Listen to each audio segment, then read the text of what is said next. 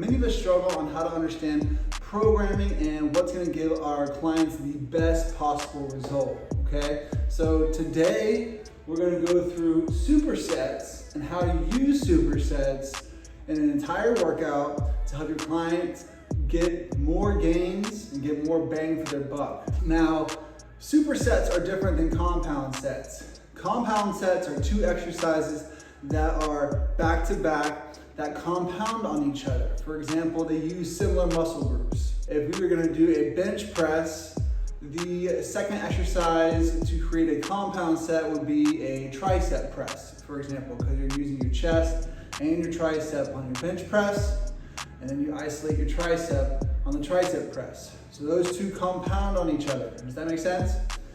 But we're going to use supersets. Supersets are just two exercises back to back.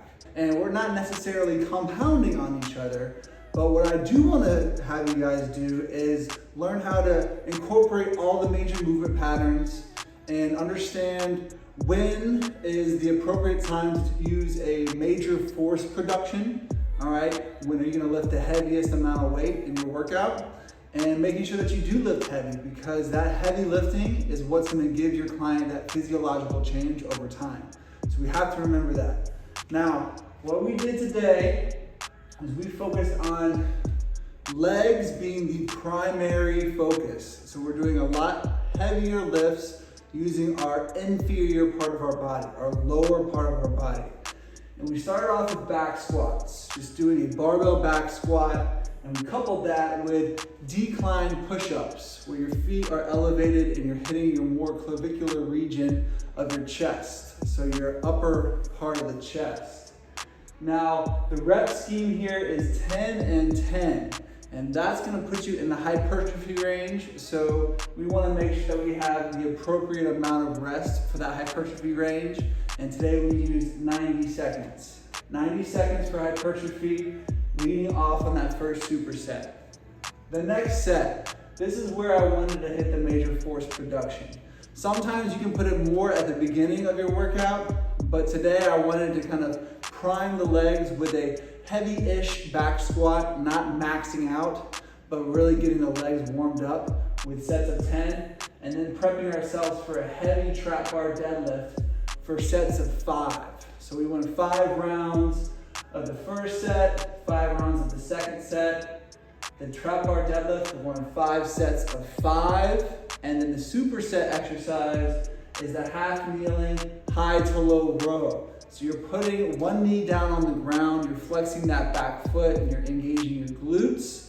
And that's gonna help you stretch your hip flexor, while the other leg's in front, pressing down on the ground, working on stabilizing with the quad. And because the band is connected higher, when you pull, you're working on depressing and retracting your shoulders.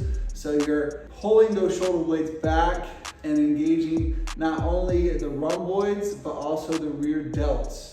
On this second superset, because we hit 5 reps, which puts you in the strength range, we had more rest, which we put 3 minutes, so your body had time to recover for that next heavy effort. We've got our squat movement and a push movement, 2 of the major movement patterns. On the second set, we've got a hinge movement with the deadlift, and then we've got a pulling movement with the row. That's the other 2 major movement patterns. On the back end of the workout, we did 5 rounds of a split squat with a band around the leg for abduction, working the outer hip stabilization. And we did 10 reps on each of the legs, followed by dumbbell bicep curls. All right, so now we're diving into unilateral squat movements here that can kind of bring us back to synergistic movements with that back squat, so it syncs up with that back squat that we did earlier in the workout. And then the bicep curls, we're isolating our bicep muscle because we use some of the biceps on that pulling. When we pull, we're using our back and our biceps. So now because we're back in the hypertrophy range, we're on the tail end of the workout, it's not as heavy, we're getting less rest with 60 seconds. Okay, usually in hypertrophy, you want to rest between 60 to 90 seconds. We went 5 rounds of that as well.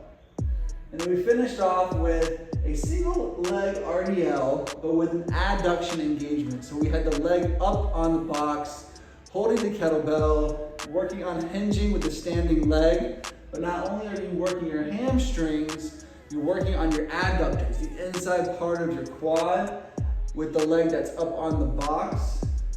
And we're going 10 on each side.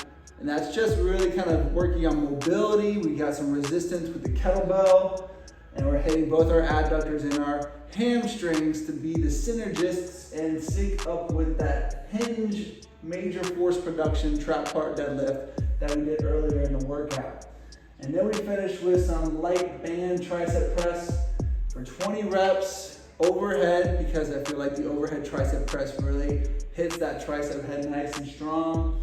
And that's gonna put you more in the muscle endurance range. So since we're not going very heavy here, we're not gonna be resting very much at all. We're either gonna go straight through all 5 rounds with 0 rest, or give yourself maybe 15 to 30 seconds rest if you feel like your form's starting to kind of deteriorate.